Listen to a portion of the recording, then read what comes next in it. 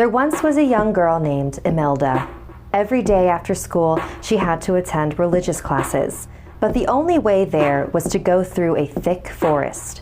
Neither the sun nor the moon could shine through the densely packed trees, and since no one else in her class lived in her neighborhood, she always had to walk there and back completely alone.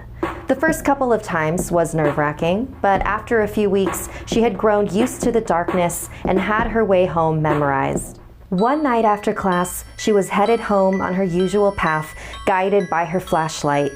She heard a rustling behind her, but she ignored it. She had memorized all the sounds of the forest by now and knew it was just the stray cat that liked to roam in the area.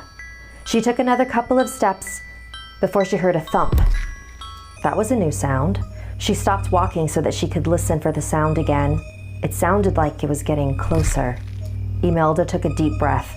She aimed her flashlight in the distance.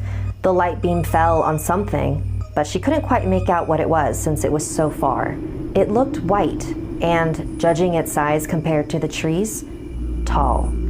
She continued to stare, trying to figure out what she was looking at. Then whatever it was jumped about 40 meters closer to her. Imelda took a few steps back. How did it jump so far so quickly? Then it jumped again. It was now right in front of her, and there was no longer any doubt in Imelda's mind what she was looking at. It was a decaying corpse, wrapped in a white shroud, bound at the top of its head, its neck, and its feet. Its withered, pale green face was the only thing exposed. It had 2 deep holes where eyes should have been. Imelda screamed and ran in the other direction. She knew the forest well and decided to take a different path back home to try and lose this figure following her. She squeezed her small frame through a very dense section of trees and crawled through the other side to her neighborhood. She looked behind her briefly to see if it was still behind her, but she couldn't see it. When she got to her house, she ran up to her mother. "Mom, something was following me in the forest. It was wrapped in white and it looked dead." Her mother had an eager look on her face. "Did you hug it?" Imelda stared back at her mother in complete disbelief. "Why would I do that? I never want to touch that thing. I don't want to see it ever again." Imelda burst into tears. "You were lucky enough to see a pocong," her mother explained. In Muslim burials, a dead body is wrapped in a white shroud and tied at 3 spots: above the head, on the neck, and at the feet.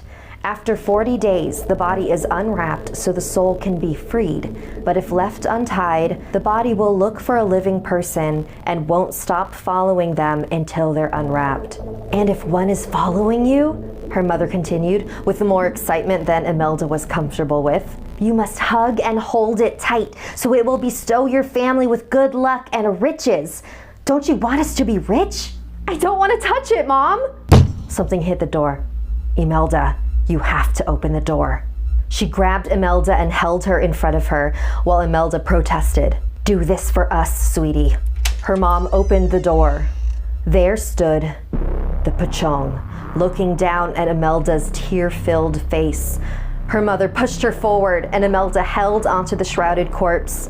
Then her mother helped her pull the pocong to the ground so they could untie it. They stared at the motionless corpse on the floor and wondered, did it work? Over the next few days, Imelda's mother was the most cheerful and giddy she'd ever been. She poured herself many cocktails in premature celebration of her incoming wealth. She drank a little too much one night and was struck dead on the road.